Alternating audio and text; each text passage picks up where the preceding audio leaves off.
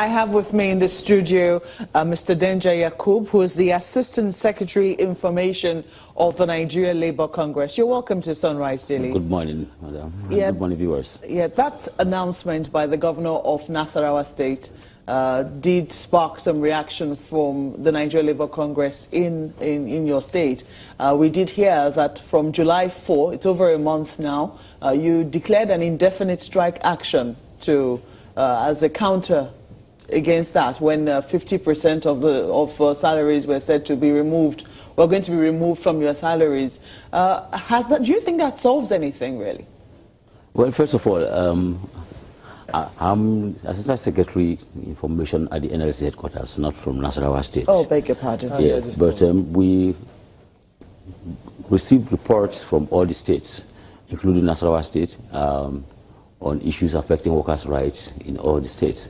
And as you have said, we got reports that the government of Nasarawa State unilaterally decided to slash workers' salaries by 50% through processes that were completely not in line with standards set for collective bargaining by our laws, national laws, and also the International Labour Conventions, especially 98 and 87, which mean that if you have disagreement or disputes, either workers do have disputes with the employers or employers have with workers, there's always an opportunity for people to sit down and have that, what people call dialogue, but we call it collective bargaining, to look at all the issues and resolve collectively. But when an employer decides to unilaterally take decisions, especially on wage issues, particularly in this case, it has to do with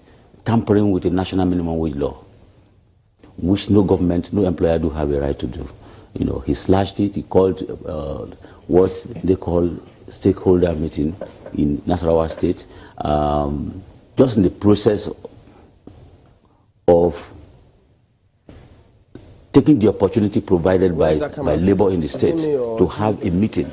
The government decided to have a stakeholder forum with the people of Nasarawa State and invited labor as well to be part of it, where unilaterally it was decided that they were going to cut 50% of their salary, which was rejected by labor naturally. So there are two things you've touched on now. You've talked about your laws talk about a dispute. Not our laws. Nigeria's law. It is not a law that was either submitted to the National Assembly by Labour alone or signed by Labour. It's a law that went through the process of all the legal systems in Nigeria and signed to law by government. The law talks about a dispute. Would you say that there was a dispute in this instance? Yes, if you refuse to pay my salary and I'm asking that you must pay, there is a dispute. You need to explain why you haven't been able to pay my salary. And if there is any reason for you to think of cutting my salary, we also need to discuss.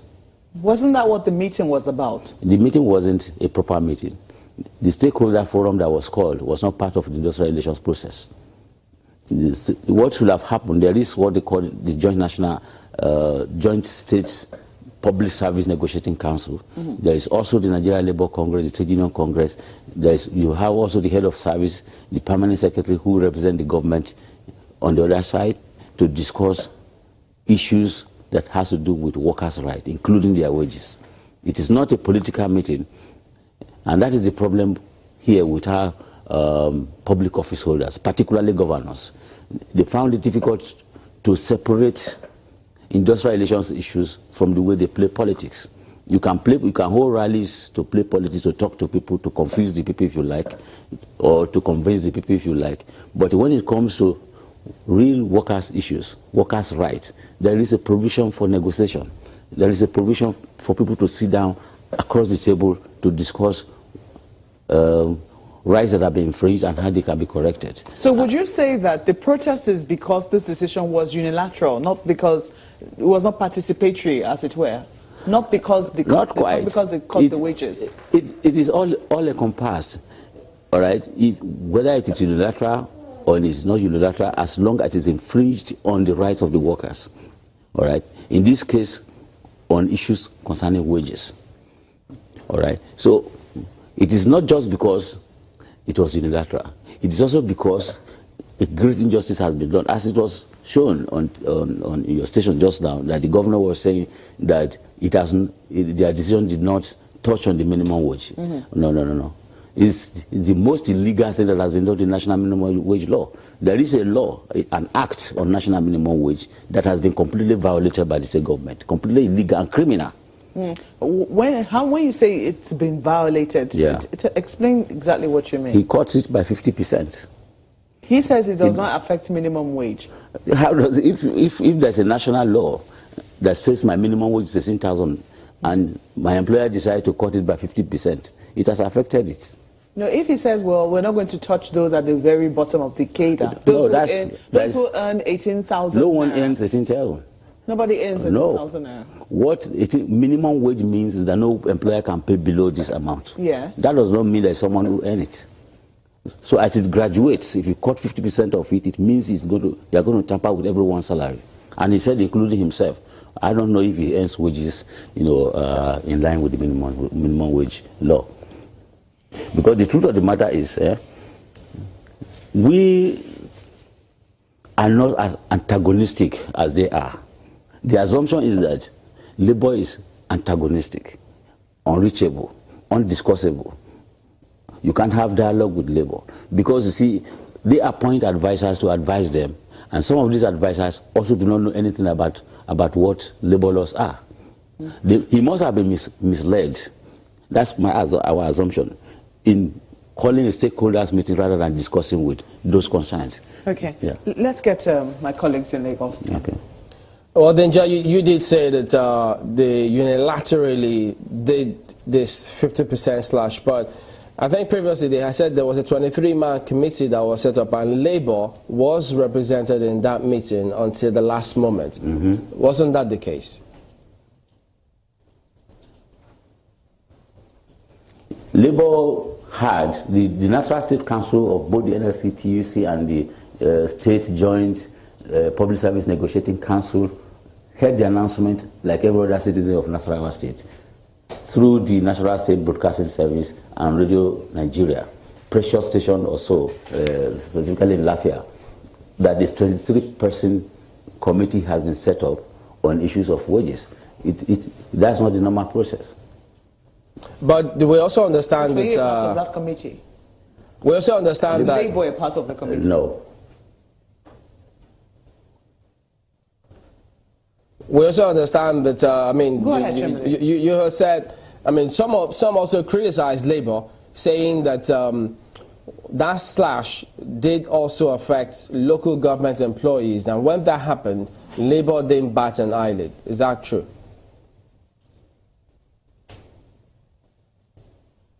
That is not true, first of all. And then secondly, too, maybe we should understand the issues here. The issue is not about when did we start defending our rights.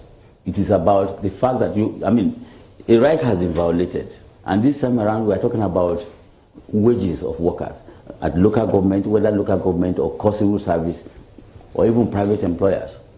When you cut wages, people have to prepare a series of possibilities of reversing it, which include meetings. It is not only when strike occurs that a protest starts. Okay, they wrote to government asking for meetings before they notified government, giving them an ultimatum of an action, of the industrial action they're going to take. So, but people get to know that an action has been taken only when a strike is declared. A strike, the strike option is actually the last option. We provided the government all the opportunities to have a discussion. They misunderstood it. They got misdirected and went for the stakeholder meeting and went to set up 23% committee as it was. In fact, the committee that was set up was even a violation of earlier agreements. There had been an agreement that led to the suspension of the first strike. The strike was suspended at a particular time. There was an agreement that led to that. The 23% committee came as a big surprise to Labour in the state. So are you saying that Labour was not part of that committee? Chamberlain? Was Labour part of that 23-man committee? Yes,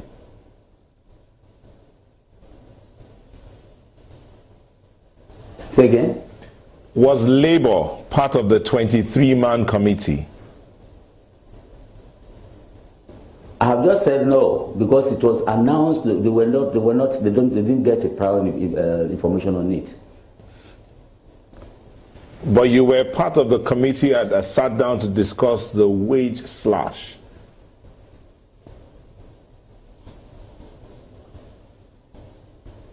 Can you come again, please? I only had sat down to cut wage slash. I didn't get the initial statement. Yes. So if you were part of the committee that sat down to discuss the wage slash, why are you on strike? Who has said that we are part of the committee? I have just said that we are not part of it. Because, you know, in the first, the strike was initially suspended because there were negotiations with government that was going to lead to a solution until suddenly a 23 persons committee was announced to still continue to discuss the issue of slashing wages by 50%. Okay. Which, according to him, included political office holders. How much? Our business is not with political office holders. Our business is workers who earn wages in the state, who are employees of the state government.